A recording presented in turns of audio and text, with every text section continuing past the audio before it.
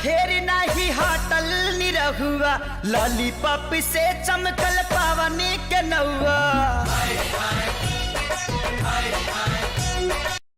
ललिता फेर नहीं हटल निरहुआ, लॉलीपॉप से चमकल पावनी के नौआ। खेसारी के जैसे किसन ठुमका लगावे, ऊपर वाला जीरो के हीरो बनावे। ऊपर वाला जीरो के हीरो बनावे, ऊपर वाला जीरो के। फेर नहीं हटल निरहुआ, लॉलीपॉप से चमकल पावनी के नौआ।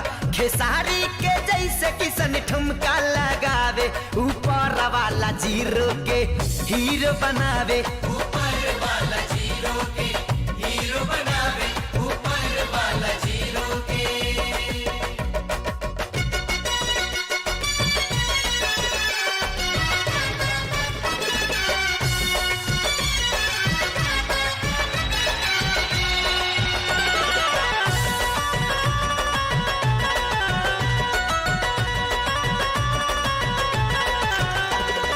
और कुछ नहीं आशीष चाही, आशीष चाही, आशीष चाही।